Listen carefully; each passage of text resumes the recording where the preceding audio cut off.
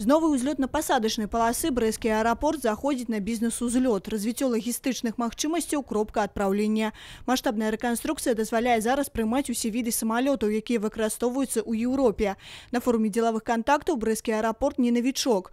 У мінулым годзе ўдалося знайсці партнёра. У гэтым стаўка на пашырэнне кліентаў па грузаперавозках, прычым любой складанасці. Одно из направлений именно грузовых дальномагистральных перевозок, которые могут осуществляться из регионов Юго-Восточной Азии, скажем, до Беларуси, и далее там здесь производить перегрузку товара и далее отправлять его на Европу. Для чего мы закупили и взяли в аренду специальную технику, открыли склад временного хранения на территории аэропорта. У аэрапорце, кажуць, можна выйсці на новыя пасажырскія напрамкі, але рэнтабельнасць палётаў магчыма толькі пры поўным продажы білетаў у абодва бакі. На авансцэну выходзіць развіццё турызму. Сёлета на форуме будзе працаваць адзіны тэматычны стэнд, на якім свае эканамічна-інвестыцыйныя і турыстычныя магчымасці прадставяць усе раёны вобласці. Да форуму распрацавалі больш за 20 праектаў. Создание комплексного цельного туристического продукта Брестской области.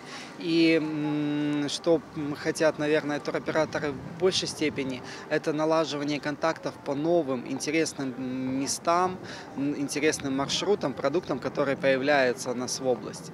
Для того, чтобы сделать срок пребывания наших гостей на территории больше, включая туда новые достопримечательности. Але ўсё ж асноўная стаўка робіцца на прамысловасці. У мінулым годзе сума інвестыцыйных пагадненняў форуму склала звыш 20 мільёнаў беларускіх рублёў. Амбіцыйныя планы і на гэты год. Это развитие нескольких франшиз на территории Российской Федерации, для того, чтобы в целом увеличить рентабельность реализуемой на Российской Федерации продукции.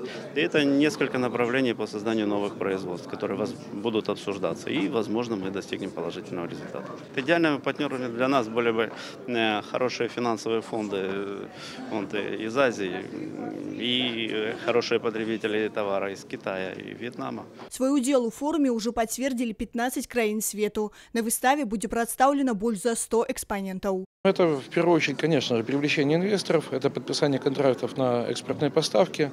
На данный момент у нас намечено и подписание международных договоров с российскими регионами, с регионами Украины, с регионами Польши.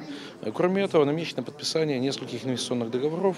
Маштаб змяніў і тыдзень інавацый брэсцкага тэхнапарка, майстар-класы ад практыкаў па венчурным фінансаванні, канферэнцыя для школьнікаў о прафесіях будучыні, урокі выжывання для бізнесу і стартап-школа. У апошні дзень работы форуму першы турнір па роботатэхніцы. Узрост і геаграфія удзельнікаў не абмежаваны. Допустим, если это был прошлый год, это хакатон, то здесь мы решили провести каждый день что-то различное для каждой аудитории, целевой по интересам, по направлениям. Как для молодежи, как для уже действующего бизнеса и, скажем, корифеев в предпринимательстве.